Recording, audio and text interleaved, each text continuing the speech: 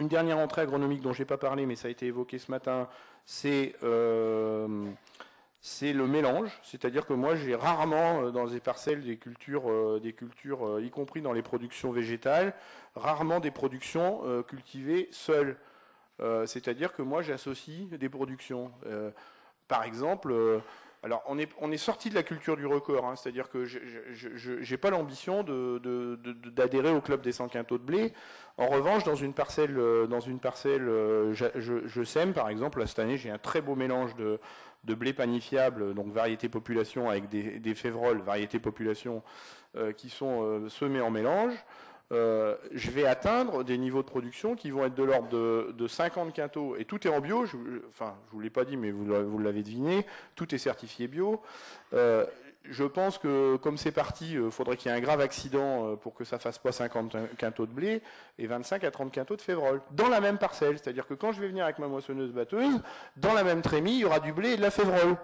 Donc, et ça convoque une autre dimension qui a été évoquée ce matin par le monsieur qui était en visioconférence, c'est aussi les filières qui sont adaptées à nos choix de production, c'est-à-dire qu'on travaille avec une vraie coopérative, une coopérative qui, quand on en parle, on ne dit pas c'est la coopérative, c'est eux. Quand on parle de la coopérative, on parle de nous, c'est notre coopérative, où on a fait le choix de développer des logiques agronomiques, et où on sait que pour développer des logiques agronomiques, il faut qu'on sache trier du blé avec de la févrole, du blé avec des pois, de la cameline avec des lentilles, voilà, on sait faire tout ça, et au final, alors que les bio, et là je tenais à marteler ça parce que ça renvoie sur les 68 heures attardés barbus chevelus qui font un mauvais ensilage avec une moissonneuse-batteuse, eh bien moi, le bilan de 8 années de production en bio, c'est que mes parcelles sont plus productives que mes voisins qui utilisent massivement de l'engrais de synthèse et des pesticides d'environ 40%. C'est-à-dire que c'est un coefficient d'1,4.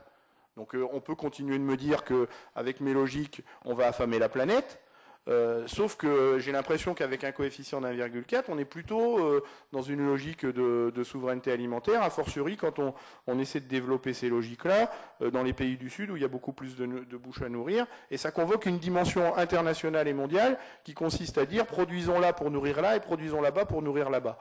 Et ça aussi, c'est quelque chose d'intéressant à développer, avec des blés panifiables qui, pour ceux qui connaissent, font 16 à 17% de protéines.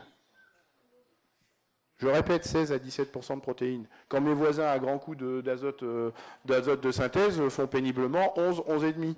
Voilà. Donc c'est ça la vérité.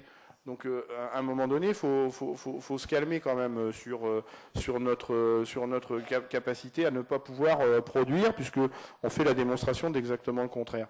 La dernière chose que je n'ai pas dit, mais c'est en lien avec des herbivores qui mangent de l'herbe, c'est que